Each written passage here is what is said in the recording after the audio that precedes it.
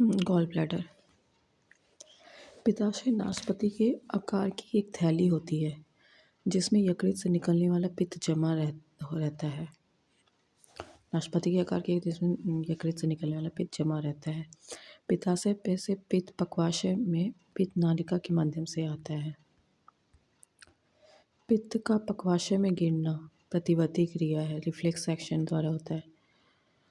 पित्त पीले रंग का क्षारीय द्रव है जिसका pH मान 7.7 होता है।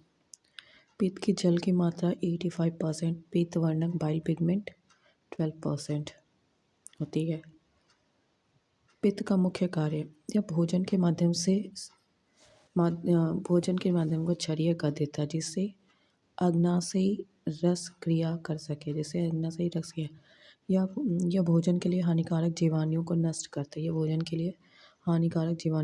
करता है। यह वसाओं का इम्यूनिफिकेशन करता है। यह आंत की क्रमाकुचन गतियों को बढ़ाता है। जिससे भोजन में पाचक रस भली भांति मिल जाती है। यह आंत की क्रमाकुचन नीतियों को बढ़ाता है जिससे भोजन में पाचक रस भांति मिल जाते हैं।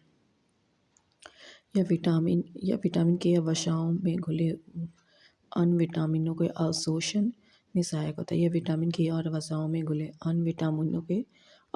में सहायक होता है। पित्तवाहिनी में अवरोध हो जाने पर यकृत कोशिकाएं रुधिर से बिलिरुबिन लेना बंद कर देती है।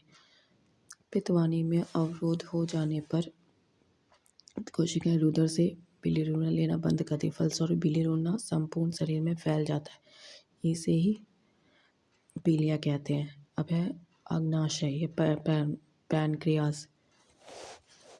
यह मानव शरीर की दूसरी सबसे बड़ी ग्रंथि है। यह एक साथ अंतःस्रावी, एंडोक्राइन, एक साथ बहिस्रावी भी है। एक्सोक्राइन दोनों प्रकार की ग्रंथि है। कौन? पैनक्रियाज। इसमें अग्नाशयी रस निकलता है जिससे 9.8% जल और शेष भाग में लवण एंजाइम होते हैं। यह क्षारीय द्रव होता है जिसका pH मान 7.5 से 8.3 होता है। इसमें तीनों प्रकार के मुख्य भोज्य पदार्थ यथा कार्बोहाइड्रेट, वसा, प्रोटीन को पचाने के लिए एंजाइम होते हैं। इसमें तीनों प्रकार के मुख्य भोज्य पदार्थ कार्बोहाइड्रेट, वसा, प्रोटीन को पचाने के लिए एंजाइम होते हैं। इसलिए इसे पूर्ण पाचक रस कहा जाता है। क्या क्या होता है इसके भोज्य पदार्थ में? कार्बोहाइड्रेट, वसा और प्रोटीन तीनों होते हैं। पूर्ण पाचक रस कहा जाता है। एंजाइम मूलतः प्रोटीन होते हैं। लैंगरहैंस की दीपिका, यह अग्नाशय का ही भाग है। इसकी खोज लैंगरहैंस नामक चिकित्सा शास्त्री ने की थी। इसमें बी कोशिका से इंसुलिन, अल्फा कोशिका से ग्लूकान, गामा कोशिका से सोमेटोस्टैटिन नामक हार्मोन निकलता है। बी से इंसुलिन, अल्फा कोशिका से ग्लूकान और गामा कोशिका से सोमेटोस्टैटिन नामक हार्मोन निकलता है। फिर इंसुलिन, यह अग्नाशय के एक भाग में लैंगरहैंस की दीपिका के बी कोशिका द्वारा स्रावित होता है।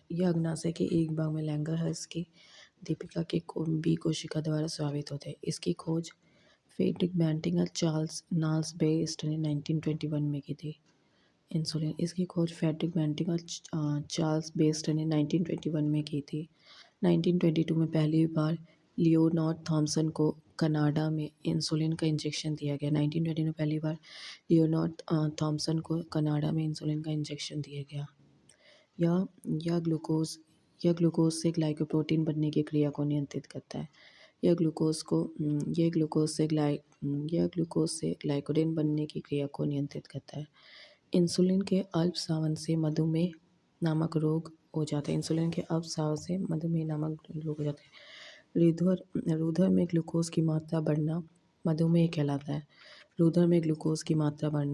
कहलाता है। इंसुलिन के अतिस्रावन से हाइपोग्लाइसीमिया नामक रोग हो जाता है जिससे जनन क्षमता और दृष्टि ज्ञान कम होने लगता है। ग्लूकॉन, यह ग्लूकोजन को पुनः ग्लूकोज में परिवर्तित करता है। यह ग्लाइकोजन को पुनः ग्लूकोज में परिवर्तित कर देता है। सोमेटोस्टैटिन यह पॉलीपेप्टाइड हार्मोन होता है जो भोजन के स्वांगीकरण की अवधि को बढ़ाता है। ये पॉलीपेप्टाइड हार्मोन होता है जो भोजन के स्वांगीकरण को बढ़ाता है।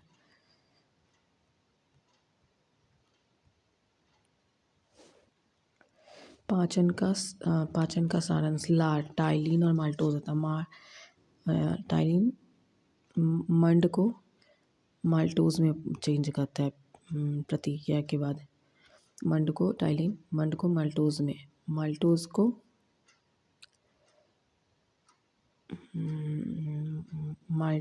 माल्टोज में ग्लूकोज, माल्टोज से ग्लूकोज, मंड को माल्टोज में, माल्टोज को ग्लूकोज में चेंज करता है। जठर रस, पेप्सिन, प्रोटीन पेप्टोज में, पेप्सिन जो होता है प्रोटीन को पेप्टोन्स में। फिर रेनिन जो होता है कैसिन को कैल्शियम पैरिक एसिड में, कैल्शियम को कैल्शियम कर। फिर अग्नाशय रस जो होता है ट्रिप्सिन प्रोटीन को पॉलीपेप्टाइड में, और प्रोटीन को पॉलीपेप्टाइड में। फिर एमिलेज जो होता है मंड को सकरा में, एमिलेज जो होता है मंड को सकरा में होता है करता है। और लाइपेज वसा को वसा अम्ल व ग्लिसरॉल में करता है। लाइपेज वसा को वसा अम्ल व ग्लिसरॉल में करता है। आंतरीय रस इरेप्सिन प्रोटीन को अमीनो एसिड में, आंतरीय रस प्रोटीन अमीनो एसिड को। माल्टोज को ग्लूकोज में, माल्टोज को ग्लूकोज में। सुक्रोज को ग्लूकोज व फ्रक्टोज में, सुक्रोज को ग्लूकोज व फ्रक्टोज में। लैक्टोज और लैक्टोज ग्लूकोज व गैलेक्टोज में। लैक्टोज ग्लूकोज और गैलेक्टोज में, लैक्टोज ग्लूकोज व गैलेक्टोज में। लाइपेज वसा और ग्लिसरॉल में, लाइपेज वसा और ग्लिसरॉल में। परिसंचरण तंत्र, रक्त परिसंचरण की खोज 1628 में विलियम हार्वे ने की थी। इसके अंतर्गत निम्न 4 भाग है। हार्ट धमनियाँ, हृदय धमनियाँ, सिराएं रुधिर। हृदय यह हृदय वरण नामक थैली से सुरक्षित होता है। इसका भार लगभग 300 ग्राम होता है। यह शरीर का सबसे व्यस्त अंग है। मनुष्य का हृदय 4 कोष्ठों का बना होता है। अगले भाग में एक दायां अलिंद, एक बाएं भाग में एक बायां दलिंद और हृदय के पिछले भाग में एक दाईं निलय तथा एक बायां अलिंद होता है। दाएं अलिंद एवं दाहिने निलय के बीच त्रिलवनी कपाट होते हैं। दाएं अलिंद व दाएं निलय के बीच द्विवर्णी कपाट होता है। दाएं अलिंद ट्राइकप्साइट का स्पेट वॉल्व होता है। त्रिवर्णी कपाट होता है। दाएं अलिंद व बाएं अलिंद के बीच त्रिवर्णी कपाट होता है। बाएं अलिंद व बाएं निलय के बीच द्विवर्णी कपाट होता है। अच्छा, दाएं अलिंद और दाएं निलय के बीच 3 होता है और बाएं वाले में 2 होता है। शरीर से हृदय की ओर रक्त ले जाने वाली रक्तवाहिनी को शिरा कहते हैं। शरीर से हृदय की ओर ले जाने वाली रक्तवाहिनी को शरीर में अशुद्ध रक्त अर्थात कार्बन डाइऑक्साइड तथा रक्त, शरीर में अशुद्ध रक्त अर्थात कार्बन डाइऑक्साइड युक्त रक्त होता है। इसका अपवाद है पाल्मोनरी सिरा। पाल्मोनरी सिरा फेफड़े से बाएं अलिंद में रक्त को पहुंचाता है। इसमें शुद्ध रक्त होता है। पाल्मोनरी सिरा फेफड़े से बाएं अलिंद में रक्त को पहुंचाता है। इसमें शुद्ध रक्त होता है।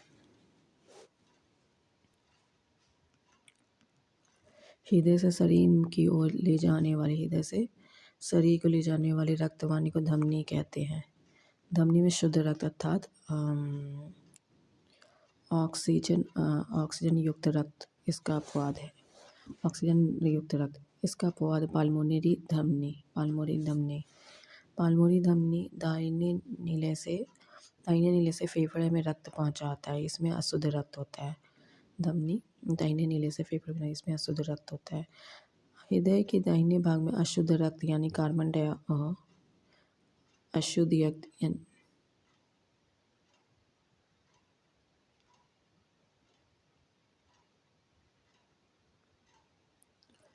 हृदय के दाहिने भाग में अशुद्ध रक्त यानी कार्बन डाइऑक्साइड युक्त रक्त व बाएं भाग में शुद्ध रक्त यानी का ऑक्सीजन युक्त रक्त रहता है।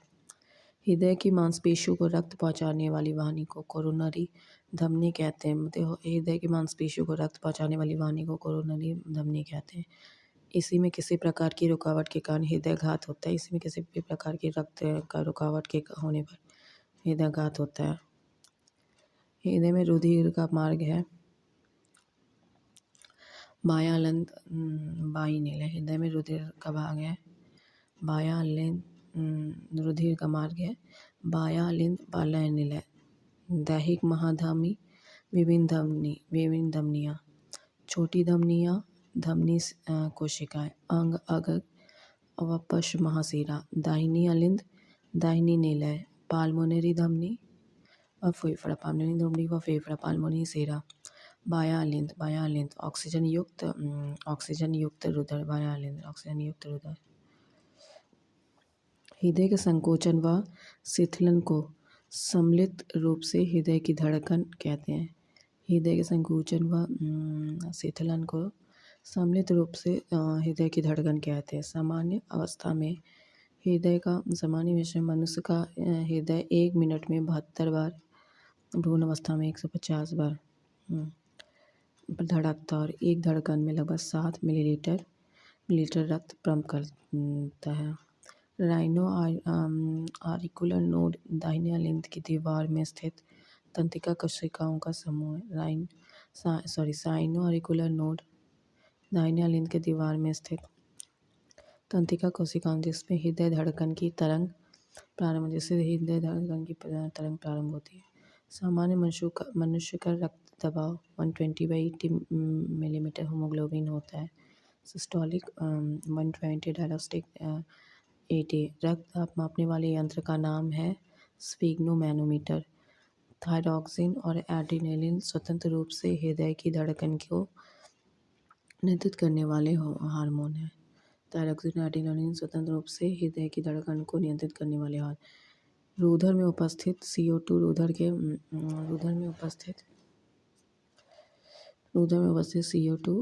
के pH को कम करने की हृदय की गति को बढ़ाता है। अर्थात अम्लीय हृदय की गति को बढ़ाती है एवं क्षारीय हृदय की गति को कम करती है। अम्लीय हृदय की गति और क्षारीय हृदय की गति को कम करती है। लासिका परिसंचरण अम्लीयता ने रुधिर में उपस्थित CO2 रुधिर के pH को कम कर हृदय की गति को बढ़ाता है। अर्थात अम्लीय हृदय की गति को बढ़ाती है, क्षारीय हृदय की गति को कम करती है। लासिका परिसंचरण लिम्फ सर्कुलेटरी सिस्टम विभिन्न ऊतकों कोशिकाओं के बीच स्थित अंतरकोशीय अवकाशों में पाए जाने वाले हल्के पीले द्रव को लासिका कहते हैं। विभिन्न ऊतकों और कोशिकाओं के बीच स्थित अंतरकोशीय अवकाशों में पाए जाने वाले हल्के पीले द्रव को लासिका कहते हैं। लासिका एक प्रकार का द्रव है जिसकी रचना लगभग रक्त प्लाज्मा जैसी होती है। लासिका एक प्रकार का द्रव जिसकी रचना लगभग रक्त प्लाज्मा जैसी ही होती है, जिसमें पौष्टिक पदार्थ, ऑक्सीजन और कई अन्य पदार्थ मौजूद रहते हैं। लासिका में पाए जाने वाली कोशिकाएं लिम्फोसाइट कहलाती हैं। लासिका में पाई जाने वाली कोशिकाएं लिम्फोसाइट ये वास्तव में श्वेत रुधिर कणिकाएं होती है। ये वास्तव में श्वेत रुधिर कणिका। लासिका उत्तर से हृदय की ओर केवल एक ही दिशा में बहता है। लासिका उत्तक से हृदय की ओर केवल एक ही कोशिका में एक ही दिशा में बहता है। लासिका के कार्य लासिका में उपस्थित लिम्फोसाइट हानिकारक जीवाणुओं का भक्षण करके रोगों की रोकथाम में सहायक होता है। लसिका में उपस्थित लिम्फोसाइट हानिकारक जीवाणुओं का भक्षण करके रोगों की रोकथाम में सहायक होता है। लसिका लिम्फोसाइट का निर्माण करते हैं। अच्छा, इसका क्या है? लसिका लिम्फ नोड।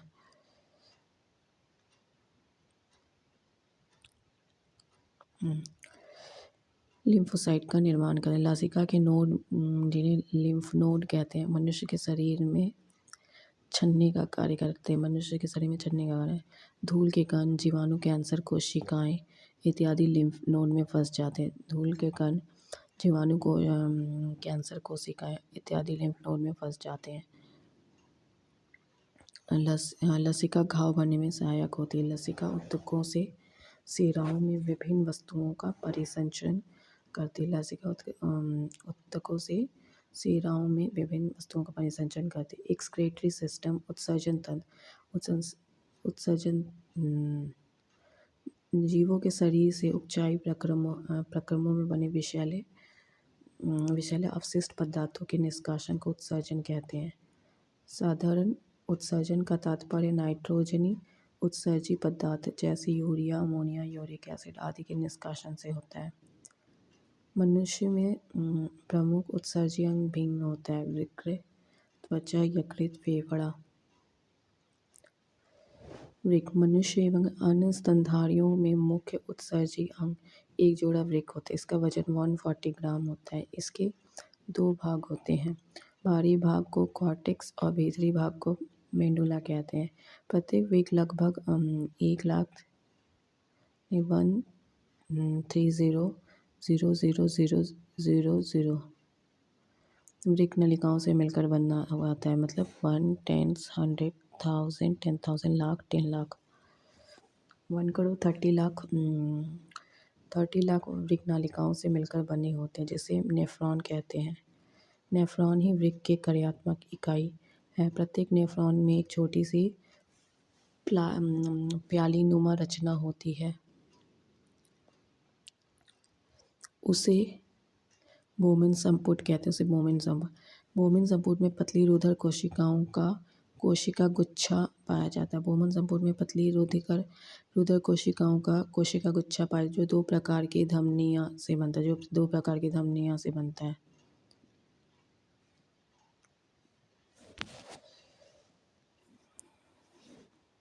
फिर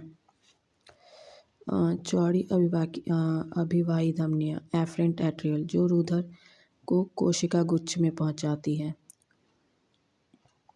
पतली अफवाही धमनिका जिसके द्वारा रक्त कोशिका गुच्छ से वापस आ जाता है। चौड़ी अफवाही धमनी जो रुधिर को गुच्छ कोशिका में पहुंचाती है। पतली अफवाही जिसके द्वारा रक्त कोशिका गुच्छ से वापस ले लाया जाता है। फिर ग्लोमेरुलम की कोशिकाओं से द्रव के सच्चन का बोमेन सम्मुट की गुहा में पहुंचने की प्रक्रिया को परानिष्पदन कहते हैं। अल्ट्राफिल्ट्रेशन कहते हैं। विभिन्न जंतुओं के उत्सर्जन एक कोशीय जंतु में विसरण के द्वारा, पेरिफोरा संघ के जंतु के विशिष्ट नलिका तंत्र द्वारा। एक कोशीय विसरण द्वारा, पेरिफोरा में विशिष्ट नलिका तंत्र द्वारा, सिलेंट्रस में सीधे कोशिका द्वारा, चपटे क्रिया में ज्वाला कोशिका द्वारा, एनालिडा संघ के जंतु में वृक्क द्वारा, आर्थ्रोपोडा में मैलपीथियन नलिकाओं द्वारा, मोलस्का में मूत्र द्वारा, केशरक्कू में मुक्तियाई वृक्क द्वारा। वृक्कों का प्रमुख कार्य रक्त के अलावा रक्त के प्लाज्मा को छानकर शुद्ध बनाना है। अर्थात इसमें से अनावश्यक अनुपयोगी पदार्थों को छानकर कुछ मात्रा के साथ मूत्र के द्वारा शरीर से बाहर निकालना है। वृक्कों की रुधिर की आपूर्ति अन्य अंगों की तुलना में बहुत अधिक होती है। वृक्क में प्रति मिनट औसतन 125 मिलीलीटर अर्थात दिन भर में 180 मिलीलीटर रक्त निष्पदन होता है। इसमें से 1.45 लीटर मूत्र रोजाना बनता है। बाकी निष्पदन वापस रक्त में अवशोषित होता है। इसमें से 1.4 लीटर मूत्र रोजाना बनता है। बाकी निष्पदन वापस रक्त में अवशोषित हो जाता है। सामान्यतः मूत्र में 95 लीटर जल 2 लीटर सामान्यतः मूत्र में 95% जल, 2% लवण, 2.7 यूरिया, 0.3 यूरिक एसिड होती है। 0.3 यूरिक मूत्र का रंग हल्का पीला उसमें उपस्थित वर्णनांक के कारण होता है। युक्रोम के विखंडन से यूक्रोन हीमोग्लोबिन के विखंडन से बनता है। यूक्रोन हीमोग्लोबिन के विखंडन, मूत्र का रंग हल्का पीला उसमें उपस्थित यूक्रोम के कारण होता है। वर्णक यूक्रोम हीमोग्लोबिन के विखंडन से बनता है। मूत्र अम्लीय होता है जिसका पीएच मान 6 होता है। वृक्क के द्वारा नाइट्रोजनी पदार्थ के अलावा पेनिसिलिन और कुछ मसालों का भी उत्सर्जन होता है। वृक्क के द्वारा नाइट्रोजनी पदार्थ के अलावा पेनिसिलिन और कुछ मसालों का भी उत्सर्जन होता है। वृक्क में बनने वाली पथरी कैल्शियम ऑक्सलेट का बना होता है। कैल्शियम ऑक्सलेट का बना होता है। त्वचा त्वचा त्वचा त्वचा में पाई जाने वाली तेलीय ग्रंथियां एवं संवेद ग्रंथियां क्रमशः सीबम एवं पसीने का श्रवण करती है। यकृत कोशिकाएं आवश्यकता से अधिक अमीनो अम्ल और रुधिर के अमोनिया को यूरिया में परिवर्तित करके उत्सर्जन में मुख्य भूमिका निभाता है। यकृत कोशिकाएं आवश्यकता से अधिक अमीनो अम्ल और रुधिर के अमोनिया को यूरिया में परिवर्तित करते उत्सर्जन की मुख्य भूमिका निभाता है। फेफड़े 2 प्रकार के गैसीय पदार्थ कार्बन डाइऑक्साइड और जलवाष्प का उत्सर्जन करते हैं। 2 प्रकार के गैसीय पदार्थ कार्बन डाइऑक्साइड और जलवाष्प का उत्सर्जन करते हैं। कुछ पदार्थ जैसे लहसुन, प्याज या कुछ मसाले जिसमें वाष्पीय घटक होते हैं का उत्सर्जन फेफड़ों के द्वारा होता है। तंत्रिका तंत्र, इसके अंतर्गत सारे शरीर में महीन धागे के समान तंत्रिकाएं फैली रहती हैं। इसके अंतर्गत सारे शरीर में महीन धागे के समान तंत्रिकाएं फैली रहती है। ये वातावरणीय परिवर्तनों की सूचनाएं संवेदी अंगों से प्राप्त करके विद्युत संवेगों के रूप में इनका द्रुत गति से प्रसारण करती है। शरीर के विभिन्न भागों के बीच कार्यात्मक समन्वय स्थापित करती है। मनुष्य का तंत्रिका तंत्र 3 भागों में विभक्त होता है। केंद्र तंत्रिका तंत्र, परिधीय तंत्रिका तंत्र, स्वायत्त स्वाधीन तंत्रिका तंत्र। केंद्रीय तंत्रिका तंत्र का वह भाग जो संपूर्ण शरीर व स्वयं तंत्रिका तंत्र पर नियंत्रण रखता है केंद्रीय तंत्रिका तंत्र कहलाता है। मनुष्य का केंद्रीय तंत्रिका तंत्र 2 भागों में मिलकर बना होता है, मस्तिष्क और मेरुरज्जु। मस्तिष्क, अग्र मस्तिष्क, मध्य मस्तिष्क, पशु मस्तिष्क। अग्र मस्तिष्क और डाइएन्सिफेलॉन। मध्य मस्तिष्क में कार्पोरा, क्वाड्रिसेमिना, सेरिब्रस पेडिकल और पशु बल में सेरिबेलम और मेडुला ऑब्लिंगेटा।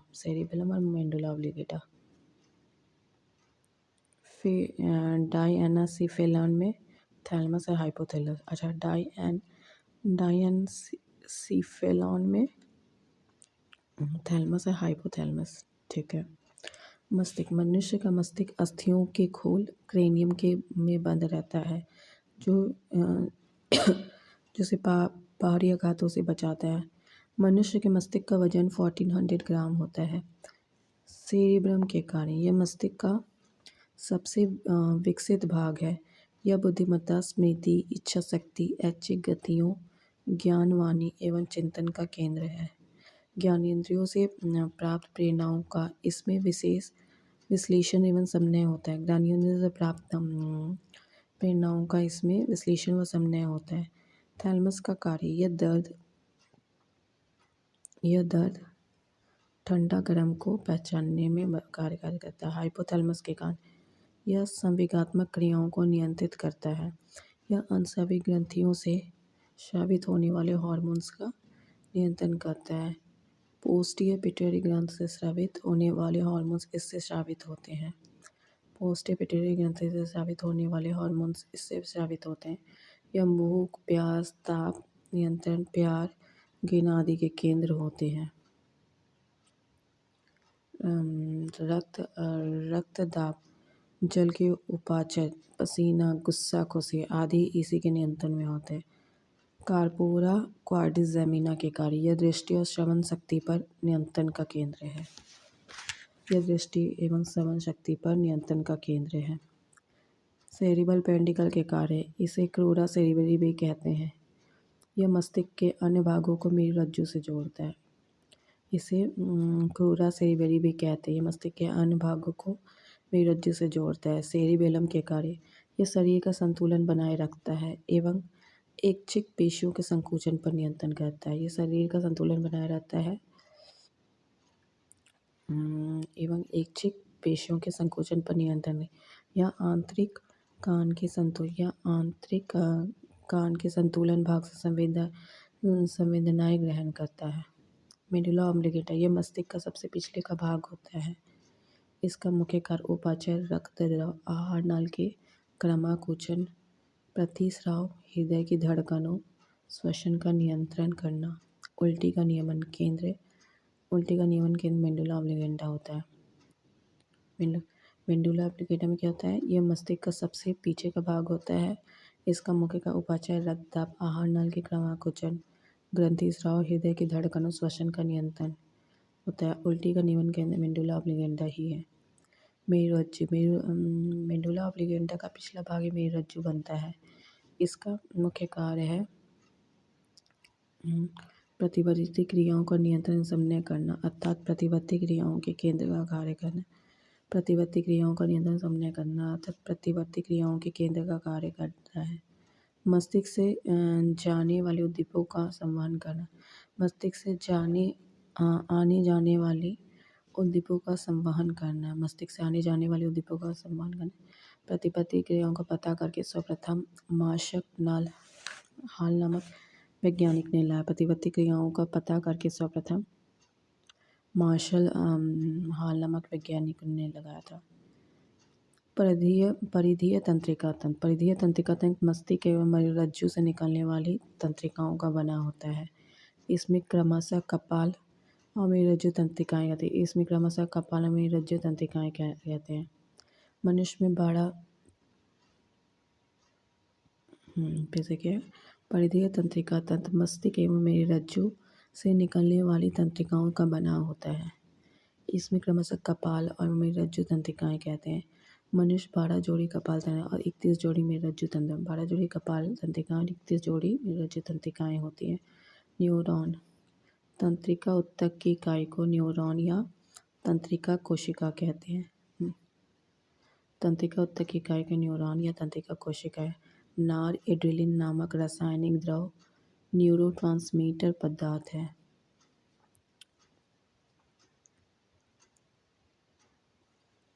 श्वेत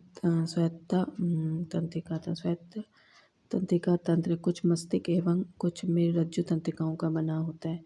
ये शरीर के सभी आंतरिक भागों का रक्त वाहिनियों को तंत्रिकाओं की आपूर्ति करता है। ये शरीर के सभी आंतरिक अंगों व रक्त वाहिनियों को तंत्रिकाओं की आपूर्ति करता है।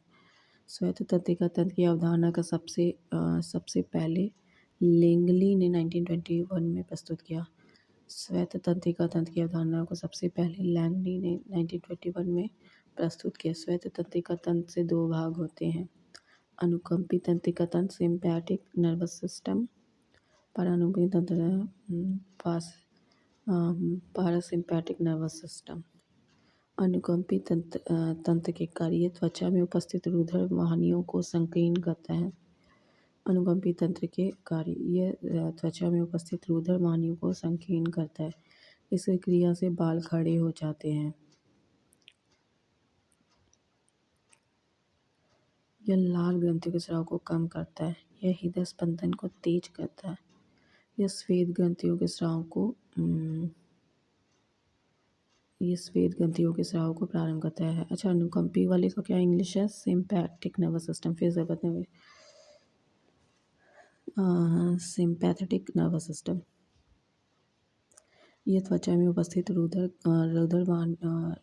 वाहिनियों को संकीर्ण करता है। इसकी क्रिया से बाल खड़े हो जाते हैं। यह लाल ग्रंथियों के स्राव को कम करता है। यह हृदय स्पंदन को तेज करता है। यह संवेद ग्रंथियों के स्राव को प्रारंभ करता है। यह आँख की पुतली को फैलाता है। यह मूत्राशयों की पेशियों का विमोचन करता है। यह आंत्र में क्रमाकुचन गति को कम करता है।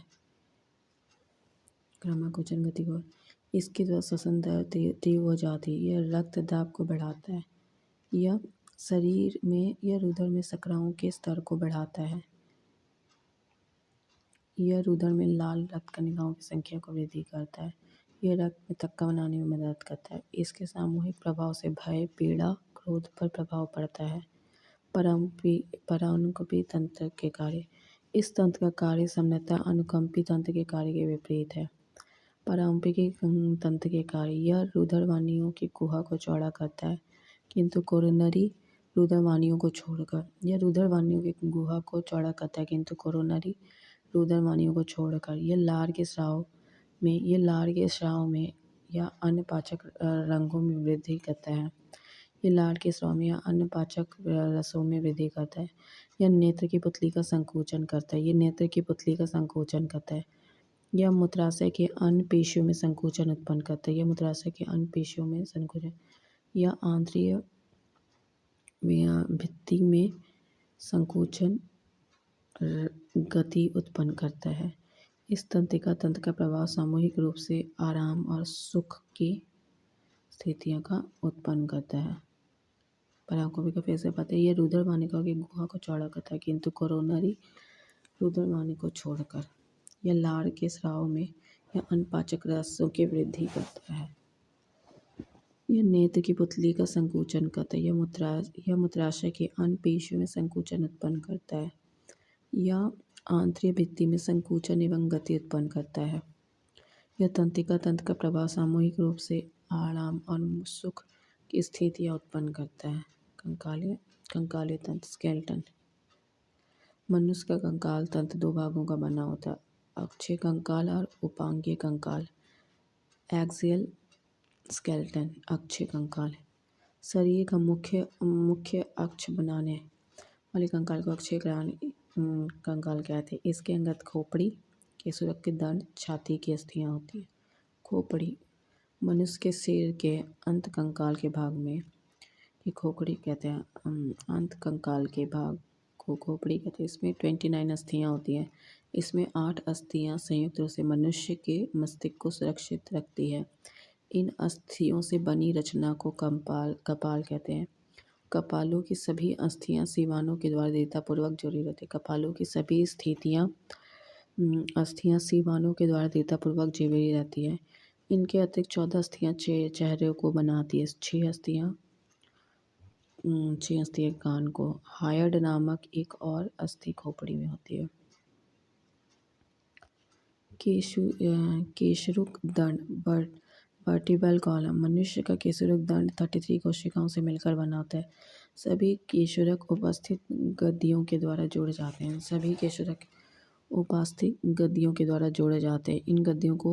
इन गद्दियों से केशरक दंड लचीला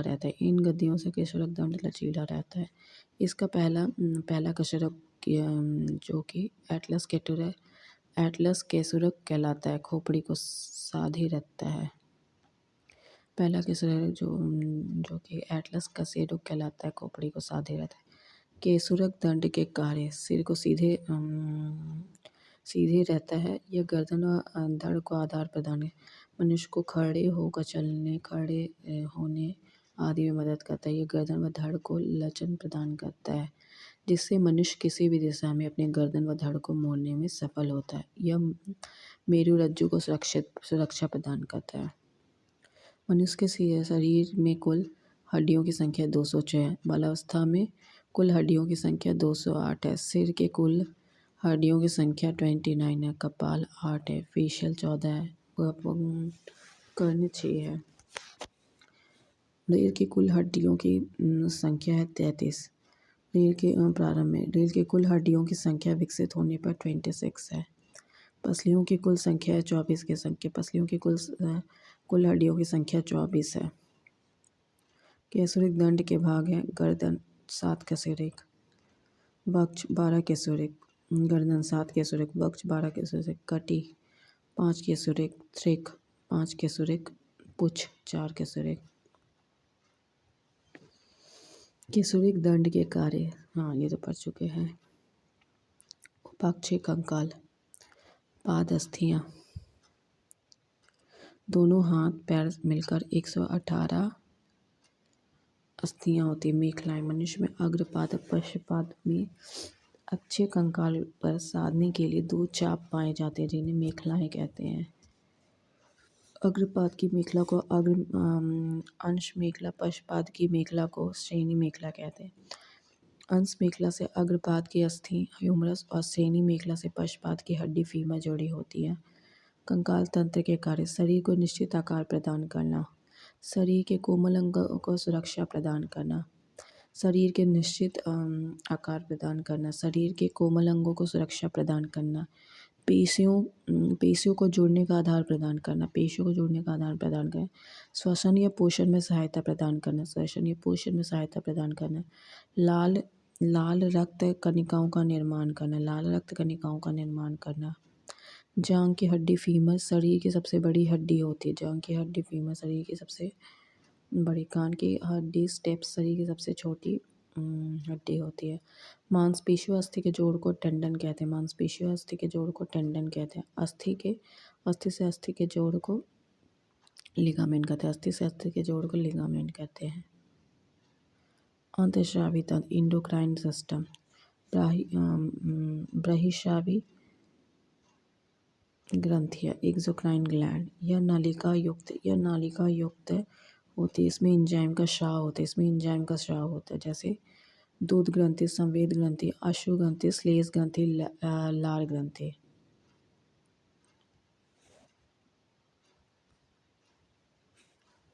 अंतःस्रावी ग्रंथि, यह नलिका विहीन ग्रंथि होती है। इससे हार्मोन का स्राव होता है। यह हार्मोन रक्त प्लाज्मा के द्वारा शरीर के विभिन्न भागों में पहुंचता है। जैसे पीयूष ग्रंथि, आउटो ग्रंथि, पारा आउटो ग्रंथि, मुख्य स्रावी ग्रंथि और इससे उत्पन्न हार्मोन के कार्य व प्रभाव। पीयूष ग्रंथि, यह पिट्यूटरी ग्लैंड, यह कपाल को स्फेनाइड हड्डी में एक गड्ढे में स्थित होती है। इसको सेल टर्सिका कहते हैं। इसका भार लगभग 0.6 ग्राम होता है। इसे मास्टर ग्रंथि के रूप में भी जाना जाता है। पीयूष ग्रंथि से निकलने वाले हार्मोन और उनके कार्य। STH, सोमेटोट्रोपिन हार्मोन, यह शरीर की वृद्धि, विशेषतः हड्डियों की वृद्धि का नियंत्रण करती है। STH की अधिकता से भीमकाय अथवा एक्रोमेगली विकार उत्पन्न होते। भीमकाय अथवा एक्रोमेगली विकार उत्पन्न है, जिससे मनुष्य की लंबाई समानता से बहुत अधिक बढ़ जाती है। STH की कमी से मनुष्य में बौनापन होता है। TSH हार्मोन,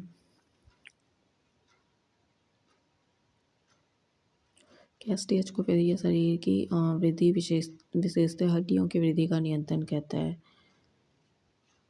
STH की अधिकता से भीमकाय अथवा एग्रोमेगली विकार उत्पन्न होते। भीमकाय अथवा एग्रोमेगली विकार, जिससे मनुष्य की लंबाई समानता से बहुत अधिक बढ़ जाए। STH की कमी से मनुष्य में बौनापन होता है। TSH hormone, thyroid stimulating hormone, यह थायराइड ग्रंथि को हार्मोन स्रावित करने के लिए प्रेरित करता है। ACTH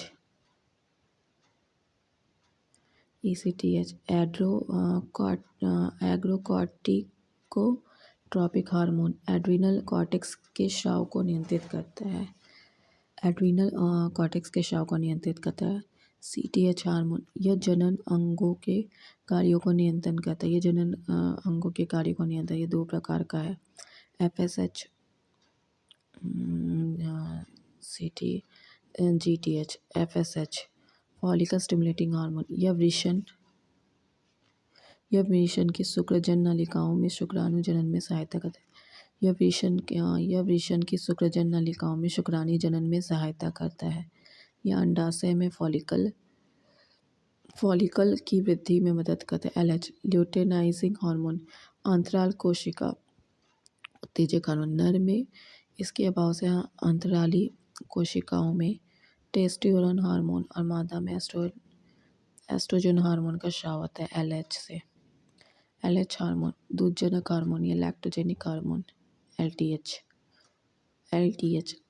lactogenic hormone.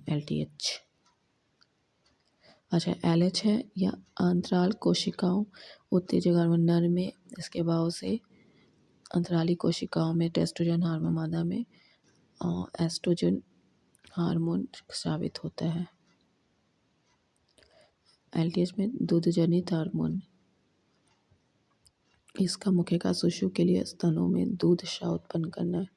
ADH hormone, इसके कारण छोटी छोटी रक्त वाहिनियों धमनियों का संकीर्णन होता है, रक्त दाब बढ़ता है। ये शरीर में संतुलन को जल संतुलन को बनाए रखने में भी मदद करता है, जल संतुलन को बनाए रखने में सहायक होता है। अवटी ग्रंथि थायराइड ग्लैंड, यह मनुष्य के गले में श्वास नलिकाएं ट्रैकिया के दोनों ओर लैरिंक्स के नीचे स्थित होता है। यह मनुष्य के गले में श्वास नलिका ट्रैकिया के दोनों ओर लैरिंक्स के नीचे स्थित रहता है। इससे निकलने वाली हार्मोन थायरॉक्सिन एवं ट्रायोडेथाइरोन है। इसमें आयोडीन अधिक मात्रा में निकलता है। इससे निकलने वाला हार्मोन थायरॉक्सिन एवं ट्रायोथाइरोनिन है। इससे आयोडीन अधिक मात्रा में रहता है। थायरॉक्सिन के कार्य,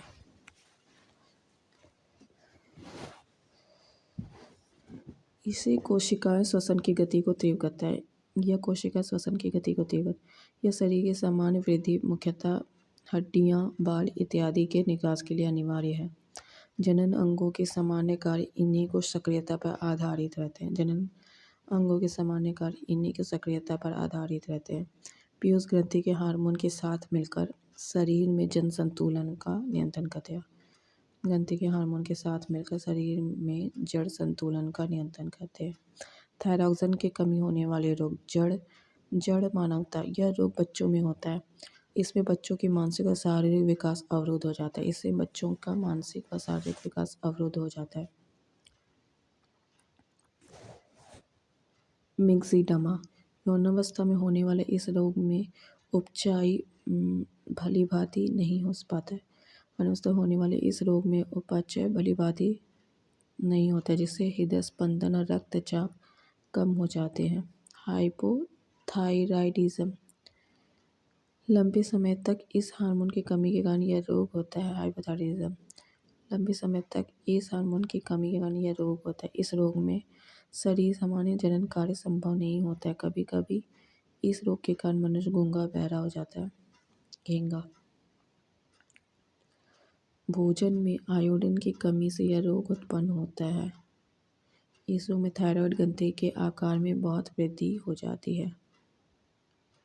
अच्छा, ये सब पार्ट्स किसका देखते हैं? थायरॉक्सिन की कमी से होने वाले रोग है। क्या नाम है? थायरॉक्सिन की कमी होता है क्रेटिनिज्म, जैसे ये बच्चों में होता है। इसमें क्या होता है? बच्चों का मानसिक और शारीरिक विकास अवरुद्ध हो जाता है। मिक्सिडमा, यौनावस्था में होने वाले इस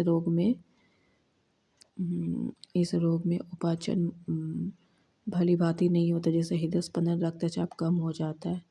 हाइपोथायराइडिज्म, लंबे समय तक इस हार्मोन की कमी के कारण यह रोग होता है। इस रोग के कारण सामान्य जनन कार्य संभव नहीं। कभी कभी इस रोग के कारण मनुष्य गूंगा बहरा हो जाता है। घेंगा, भोजन में आयोडीन की कमी से यह रोग होता है। इस रोग में थायराइड ग्रंथि के आकार में बहुत अधिक वृद्धि हो जाती है। थायरॉक्सिन के अतिस्राव से होने वाले रोग, टॉक्सिक क्वार्टर, इसमें हृदय गति तीव्र हो जाती है और रक्तचाप बढ़ जाता है। श्वसन दर तीव्र हो जाता है। इसमें हृदय गति तीव्र हो जाती है, रक्तचाप बढ़ जाता है, श्वसन दर तीव्र हो जाता है। फिर है एक्सोथर्म में, इस रोग में आँख फूलकर नेत्रकोटा से बाहर निकल जाती है। इस रोग में आँख फूलकर नेत्रकोटा से बाहर निकल जाती है। पैराओटी ग्रंथि, यह गला में अवटु ग्रंथि के ठीक पीछे स्थित रहता है। इसमें 2 हार्मोन स्थित होते हैं। यह गला में अवटी ग्रंथि के ठीक पीछे स्थित रहता है। इसमें 2 हार्मोन स्रावित होते हैं। पैराथायराइड हार्मोन, यह हार्मोन तब स्रावित होता है जब रुधिर में कैल्शियम की कमी हो जाती है। यह हार्मोन तब स्रावित होता है जब रुधिर में कैल्शियम की कमी हो जाती है। कैल्सिटोनिन, जब रुधिर में कैल्शियम की मात्रा अधिक होती है तब यह हार्मोन मुक्त होता है, अर्थात अर्थात पराउटी ग्रंथि से निकलने वाला हार्मोन रुधिर में कैल्शियम की मात्रा को नियंत्रित करता है। थाइमस ग्रंथि यह अंतस्रावी ग्रंथि वक्षीय गुहा थोरिक कैविटी में उरे स्थित स्टर्नम के पीछे श्वास प्रणाली के विभाजन के स्तर पर स्थित एक लिम्फॉइड अंग है। इसमें दो खंड होते हैं जो संवेदी ऊतक की परत में आपस में जुड़े होते हैं। इससे बाहर की ओर कॉर्टेक्स होता है जिसमें अनगिनत संख्या में लिम्फोसाइट मौजूद होते हैं। अंदर मेंडुला होता है। मेंडुला में लिम्फोसाइट की संख्या कुछ कम रहती है और कोशिकाओं में गुच्छे जिस थाइमिक और हेल्मस कोशिकाएं कहते हैं भी रहते हैं। यह ग्रंथि उम्र के अनुसार अलग अलग आकार की होती है। जब रक्त बच्चे की उम्र 2 वर्ष तक नहीं होते तब तक यह बढ़ती रहती है। इसके बाद यह सिकुड़ती जाती है, इसलिए वयस्क होने पर यह सिर्फ तंतुमय अवशेष की अवस्था में पाई जाती है। थाइमस ग्रंथियों से थाइमोसिन नामक पेप्टाइड हार्मोन का स्राव होता है जो मुख्य रूप से टी कोशिकाओं का निर्माण करती है। यह कोशिकाएं शरीर की रोग क्षमता बनाए रखने में खास नलिकाएं आदान प्रदान करती है। यानी थाइमस ग्रंथि प्रतिरक्षा तंत्र के विकास में महत्वपूर्ण भूमिका निभाती है। इस ग्रंथि से स्रावित होने वाले स्राव का प्रभाव जनन ग्रंथियों के विकास और यौन अवस्था के प्रारंभ पर पड़ता है। इस ग्रंथि से स्रावित होने वाले स्राव का प्रभाव जनन ग्रंथियों के विकास और यौन अवस्था के प्रारंभ पर पड़ता है। हड्डियों के विकास होने तक यह विकास उस पर नियंत्रण रखती है। Thanks for watching.